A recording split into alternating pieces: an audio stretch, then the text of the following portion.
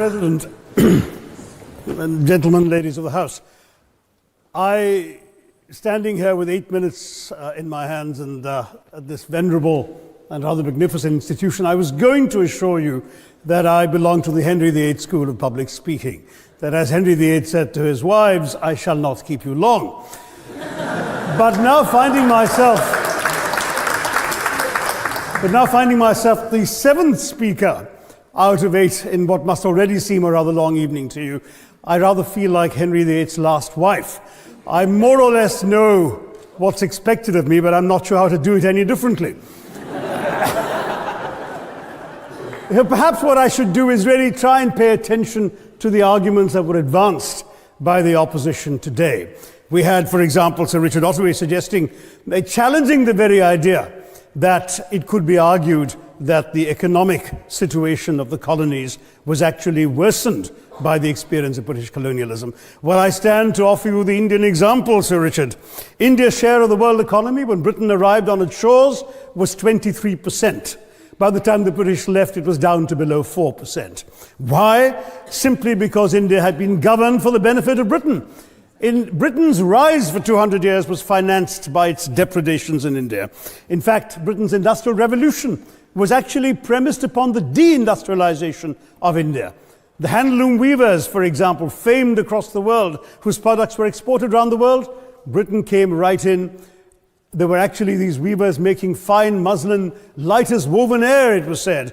And Britain came right in, smashed their thumbs, broke their looms, imposed tariffs and duties on their cloth and products, and started, of course, taking the raw materials from India and shipping back manufactured cloth, flooding the world's markets with what became the products of the dark and satanic mills of Victorian England. That meant that the weavers in India became beggars, and India went from being a world-famous exporter of finished cloth into an importer, went from having 27% of world trade to less than 2%. Meanwhile, colonialists like Robert Clive bought their rotten boroughs in England on the proceeds of their loot in India, while taking the Hindi word loot into their dictionaries as well as their habits.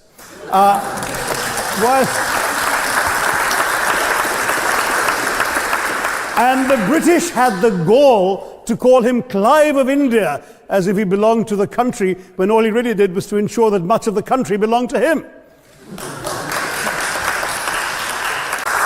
Staying with India, between 15 and 29 million Indians died of starvation in British-induced famines. The most famous example, of course, was the Great Bengal Famine during the Second World War, when 4 million people died because Winston Churchill, deliberately as a matter of written minuted policy, proceeded to divert essential supplies from civilians in Bengal to sturdy Tommies and Europeans as reserve stockpiles. He said that the starvation of anyway underfed Bengalis mattered much less than that of sturdy Greeks. This is Churchill's actual quote. And when conscience-stricken British officials wrote to him, pointing out that people were dying because of this decision, he peevishly wrote in the margins of the file, "Why hasn't Gandhi died yet?" So all notions that the British were trying to do their colonial enterprise out of enlightened despotism, to try and bring the benefits of colonialism and civilization to the benighted heathen. I'm sorry, Churchill's conduct in 43 is simply one example of many that gave a lie to this myth. As others have said on the proposition, violence and racism were the reality of the colonial experience. And no wonder that the sun never set on the British Empire, because even God couldn't trust the English in the dark. Let me take World War I as a very concrete example, since the first speaker, Mr. Lee, suggested these things couldn't be quantified. Well, let me quantify World War I for you. Again, I'm sorry, from an Indian perspective, others have spoken of other countries. 1/6 of all the British forces that fought in the war were Indian. 54,000 Indians actually lost their lives in that war. 65,000 were wounded. Another 4,000 remained missing or in prison. Indian taxpayers had to cough up £100 million in that time's money. India supplied 70 million rounds of ammunition, 600,000 rifles and machine guns, 42 million garments were stitched and sent out of India, and 1.3 million Indian personnel served in this war. I know all this because, of course, the commemoration of the centenary has just taken place.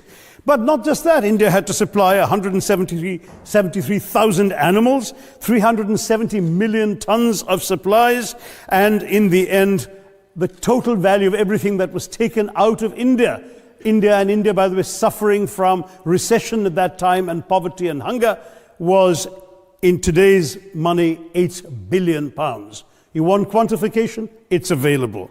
Second World War, it was even worse, 2.5 million Indians in uniform. I won't belabor the point, but of Britain's total war debt of 3 billion pounds, in 1945 money, 1.25 billion was owed to India and never actually paid. We're hearing about aid. I think it was again Sir Richard Ottaway who mentioned British aid to India. Well, let me just point out that British aid to India is about 0.4% of India's GDP. The government of India actually spends more on fertilizer subsidies, which might be an appropriate metaphor for that argument. If I may point out as well,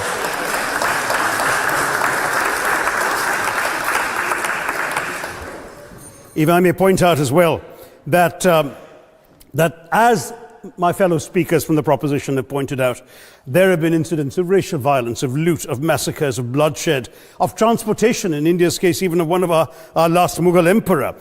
Yes, maybe today's Britons are not responsible for some of these depredations, but the same speakers have pointed with pride to their foreign aid. You're not responsible for the people starving in Somalia, but you give them aid. Surely the principle of reparations for the wrongs that have been done cannot be denied. It's been pointed out, for example, the dehumanization of Africans in the Caribbean, the massive psychological damage that has been done, the undermining of social traditions, of property rights, of the authority structures of these societies, all in the interests of British colonialism. And the fact remains that many of today's problems in these countries, including the persistence, in some cases the creation of racial and ethnic and religious tensions, were the direct result of the colonial experience. So there is a moral debt that needs to be paid.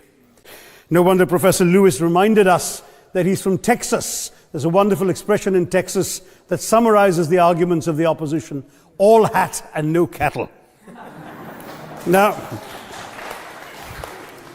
if I can just quickly look through the other notes I was scribbling while they were speaking, there was reference to democracy and rule of law. Let me say with the greatest possible respect, it's a bit rich to oppress, enslave, kill, torture, maim people for 200 years and then celebrate the fact that they're democratic at the end of it.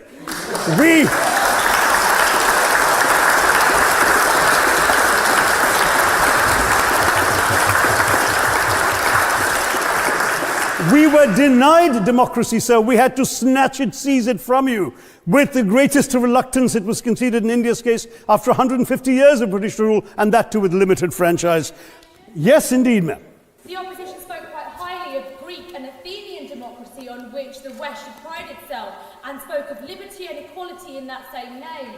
The Athenian democracy was only functioning because of the slave society on which it was built. That's the nature of colonisation. All right, I don't think that needs contradiction, not from me at any rate. But if I may just point out, I think the argument made by a couple of the speakers, the first speaker, Mr. Lee in particular, conceded all the evil atrocities of colonialism, but essentially suggested that reparations won't really help. They won't help the right people. They'll be used as a propaganda tool. They'll embolden people like Mr. Mugabe. It's always nice how in the old days, I'm sorry to say that the people of the Caribbean used to frighten their children into behaving and sleeping by saying Sir Francis Drake would come after them. That was a legacy of that. Now it's Mugabe will be there. So this is the new sort of Sir Francis Drake of our times. The fact is very simply, sir, that we are not talking about reparations as a tool to empower anybody. They're a tool for you to atone for the wrongs that have been done. And I am quite prepared to accept the proposition that you can't evaluate, put a monetary sum on the kinds of horrors people have suffered. Certainly no amount of money can expiate the loss of a loved one, as somebody pointed out there.